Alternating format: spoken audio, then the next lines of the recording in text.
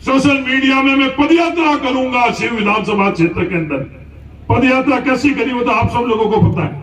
पदयात्रा तो अलग बात, इस इलाके में तो जाकर भी नहीं देखा, इन पंचायतों में देखा हो तो। ये रामसर वाले बैठे हैं, पंचायत समिति रामसर के अंदर कितने आए इनसे पूछ लो। और जिस जगह भी जिन गांवों में गए हुए उससे रील बनाने के लिए, वहां से जो उन लोगों ने अपने लिए हैंडपंप मांगे, जो उन्होंने उसके लिए एप्लीकेशन दी, वो तो कम से कम विधायक महोदय आप सरकार तक पहुंचा देते, वो भी नहीं पहुंचाई गई। सिर्फ 2 हैंडपंप मांगे 2 हैंडपंप, इससे ज्यादा और क्या शिव की जनता से उनकी रुचि रही है? ये सवाल है। सवाल का अगर वो जिम्मेवारी से कोई किसी को जवाब दे, हरीश चौधरी को नहीं दे, शिव की जनता को दे। शिव की जनता का अधिकार है। आप ये बात कर रहे कि महाभारत 5 गांव में हुई, कहां महाभारत के मूल्य थे, नीति थी, नियत थी, और आप उस अपनी नीति, नियत और मूल्य को महाभारत से जोड़ रहे। जब पानी की समस्या थी, पानी नहीं आ रहा था, एक दफे भी आपने विभाग वालों के पास जाकर समस्या क्या है वो जानकारी हासिल की?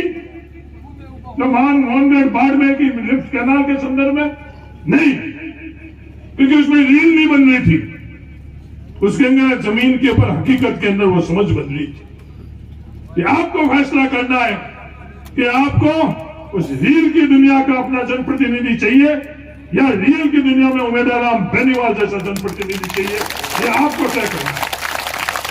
जो अपने जड़ से जुड़ा हुआ, दाढ़ी में पैदा होकर संघर्ष से कांस्टेबल बना, और हमें गर्व होना चाहिए हमारे परिवार का, अपने बलबूते पर अपनी ताकत से वो कांस्टेबल बना। कोई आईपीएस कोई एसपी बड़ा नहीं होता और कांस्टेबल छोटा नहीं होता है। ये हमारी सोच बड़ी और छोटी है कि कोई कांस्टेबल हो गया तो छोटा हो गया और कोई एसपी हो गया, आईपीएस हो गया तो बड़ा। इस देश के अंदर मजदूर छोटा और ये पूंजीपति बड़े। जिसकी भी ये सोच है उसकी सोच के अंदर कमी है, सोच छोटी है। मजदूर और किसान भी उतना ही इस देश के लिए बड़ा है जितना बड़े से बड़ा पूंजीपति है। तो ये तकलीफ क्या है नौजवान साथियों? ये तकलीफ आपकी और अपनी उमेदवार राम बेनीवाल जानता है। कांस्टेबल के बाद में जो व्यापार कर जो संघर्ष से ये खुद आगे बढ़ा है, जो हम लोगों के पास तकलीफें थी, उस तकलीफों के अंदर कौन खड़ा रहा? शिक्षा के लिए कौन खड़ा रहा? शिक्षा की किसने बात करी? उमेदवार राम बेनीवाल ने बात की। हमें पैठ देने की आवश्यकता नहीं है। ये उमेदवार राम बेनीवाल का शिक्षा के अंदर योगदान अपने आप कहता है कि उमेदवार राम बेनीवाल को शिक्षा से लगाव है। उमेदवार राम बेनीवाल शिक्षा चाहता है। ये जो शब्दों का इस्तेमाल हो रहा है वो उमेदवार राम बेनीवाल भी कर सकता था, पर उन्होंने इस्तेमाल नहीं किया। जब कोरोना आया तो कोरोना के वक्त के अंदर ये दोनों के दोनों उम्मीदवार कहां थे? दोनों के दोनों उम्मीदवार कोरोना के वक्त के अंदर बाड़मेर के लोगों के बीच में नहीं थी। उमेदवार राम बेनीवाल बाड़मेर के लोगों के बीच में था जब दुनिया सबकी सब घरों के अंदर दब गई थी।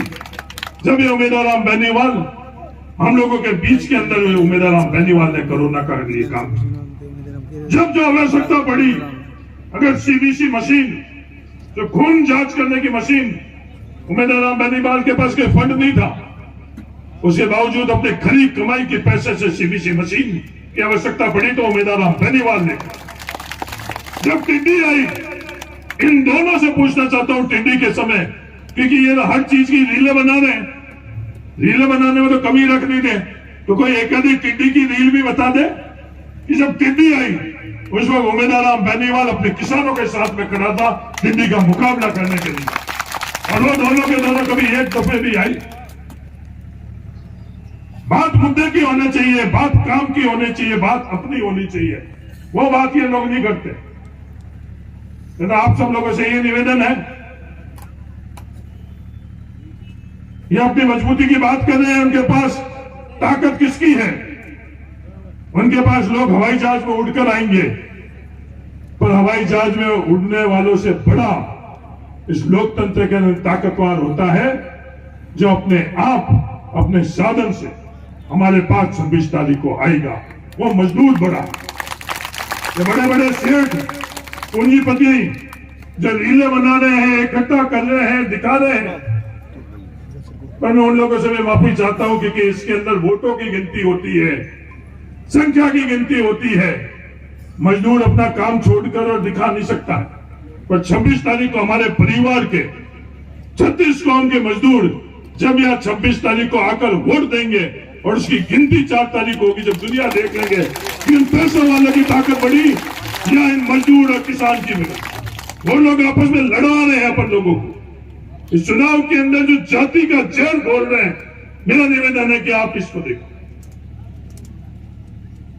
हिंदू मुसलमान जो करवा रहे हैं, जाति को जाति से लड़वा रहे हैं, कौन किस वेश के अंदर कहां खड़ा है, और अब जब लोगों के बीच में अपना मुखट्टा उतार कर और किसके लिए वोट मांग रहे हैं, वो आप सब लोग देखकर आप लोग निर्णय कर लें।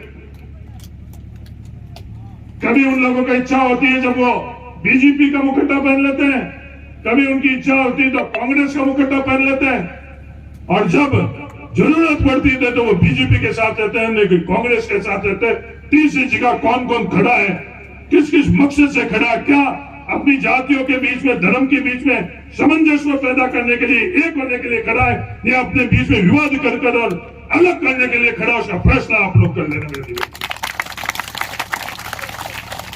धर्म से धर्म को लड़ा रहे हैं, फिर कहते हैं कि मैं भारतीय जनता पार्टी का हूं, भारतीय जनता पार्टी ने निकाला नहीं है तो मैं निकलूं क्यों, मैं आरएसएस का हूं, राष्ट्रवादी हूं।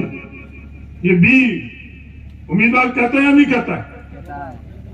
और यहां आकर जब वोट की जरूरत पड़ी तो आरएसएस को आप कह रहा भाई 26 तारीख तक इस आरएसएस की बात को थोड़ी ठंडी रखो, 26 को वोट पड़ जाएगा, उसके बाद इस आरएसएस की बात को मजबूती से, क्योंकि इनको वोट किसको चाहिए? अकलियत के लोगों को चाहिए वोट, इनको मुसलमानों को चाहिए। इन ये रिश्ता मुसलमानों से सिर्फ वोट का रिश्ता रखना चाहते हैं, और हम लोग जो रिश्ता रखना चाहते हैं वोट का रिश्ता नहीं, अपनापन का रिश्ता रखना चाहते हैं। बाबा साहब भीमराव अंबेडकर जी की नाम से जिस दिन हॉस्टल बनने का फैसला हुआ, ये बाबा साहब भीमराव अंबेडकर जी के नाम से हॉस्टल के फैसले के अंदर इन्होंने विरोध किया, और आज जब वोट चाहिए, जब इन लोगों को मेघवालों के, दलितों के वोट लेने के लिए आज बाबा साहब भीमराव अंबेडकर जी का श्रद्धांजलि देना, सच्ची श्रद्धांजलि तो जब होती जिस दिन बाबा साहब भीमराव अंबेडकर जी के नाम से हॉस्टल का फैसला हो चुका था। ये मूल ओबीसी की बात कर रहे हैं, मूल ओबीसी के नाम से हॉस्टल का फैसले के अंदर कुछ किया नहीं किया, पर उनको ज्योतिबा फूले के नाम से हॉस्टल बन रहा था, उसको रोकने का काम किया। अमृता, शहीद अमृता के नाम से हॉस्टल बन रहा था, आज विष्णुओं के वोट चाहिए, ये बात कर रहे हैं कि मैं आरक्षण का मुद्दा उठाऊंगा विष्णुओं का, और जिस दिन अमृता देवी के नाम से हॉस्टल का नामकरण हो रहा था वो इनको हजम नहीं हो रहा था। अब्दुल कलाम आजाद के नाम से हॉस्टल का नामकरण हो रहा था, उस दिन उनको ये हजम नहीं हो रहा था।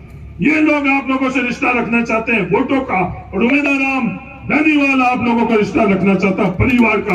आप लोग 26 तारीख को फैसला करें कि आपको वोटों का रिश्ता रखने वाला, वोटों के सौदागर के साथ में रहना, या उम्मीदवार राम बेनीवाल जो आपके परिवार का, इनके साथ में रहना। मुझे आशा ही नहीं, विश्वास।